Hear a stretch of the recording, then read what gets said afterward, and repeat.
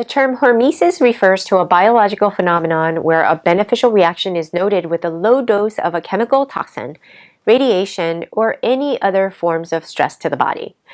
The term was first recognized by a German pharmacologist, Hugo Schultz, in 1887, who found that disinfectants, which in large doses kills yeast, yielded a positive response by stimulating the yeast's growth when given in small dosages or doses. Our body is constantly striving for homeostasis, but the underlying mechanism of hormesis appears to be overcompensation to re-establish homeostasis, which indicates that living organisms respond to a small stress by becoming more robust and strong to adapt to challenging environments. This hormetic response is well recognized in those who exercise. So lifting weights or long-distance running, for example, makes our body weak short-term due to the release of destructive molecules, which are free radicals, that injures our tissue. But a study in 2005 by Hungarian researchers suggests that our body responds to such situations by producing more antioxidants, promoting DNA repair, and showing the aging or slowing the aging process. The result after weightlifting and long-distance running is generally a healthier and stronger and more resilient body. This concept is being adopted today in the practice of cryotherapy, sauna, intermittent fasting, and of course, exercise. Our bodies always favor the path of least resistance. And in the light of recent clinical cases that I treated, sometimes we take the hormetic effect too far, especially when exercising.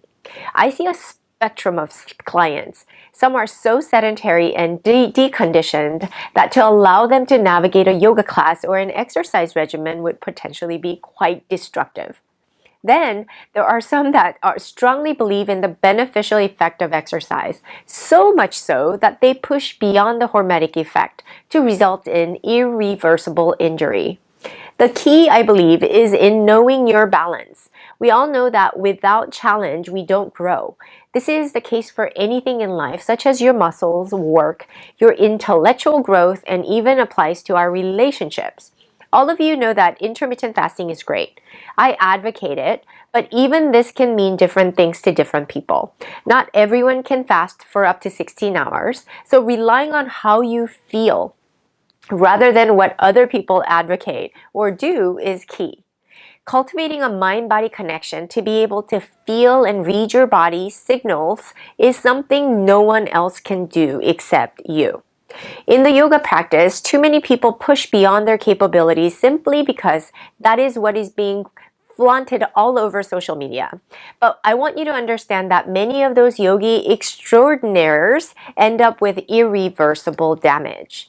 Our bodies are not designed to be contorted in such ways that are being demonstrated frequently, and that's not what yoga is. So, coming back to your body, understanding how your structure are aligned, correcting the asymmetries to create balance, and showing up to exercise and pushing just a bit further every day is what will provide you with a hormetic effect. This topic of hormetic effect dawned on me during a hot yoga sequence class this past week.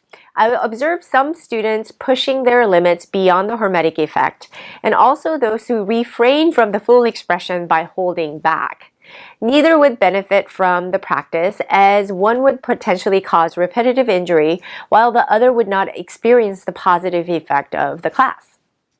So, I want you to remember to practice awareness by understanding your anatomical structures, your flexibility or lack thereof, your strength and stability to ensure that you are creating the optimal hormetic effect. Remembering that less is more. Breath with movement, your focus, alignment, posture, and keen awareness of symmetry in your body is what we're aiming for in all that we do. This translates to other sports you enjoy like golf, tennis, running, lifting weights. Your breath and heart rate are indicators of how far you're pushing, and also your pain levels or the strain that you may feel. Avoiding Valsalva maneuver, where you hold your breath to lift or to hold a pose, will result in pelvic floor dysfunctions and potential hernia somewhere in the abdominal cavity. Remember, Alkalinity is all about optimizing the balance in your body in how you move, eat, and think. Hope you enjoyed this blog. Please follow us on our social media at Alkaline Wellness on Instagram and Facebook to stay in the know. We share much more there and want to create a community of healthy, alkaline yogis striving to achieve their best. I'll see you guys next week.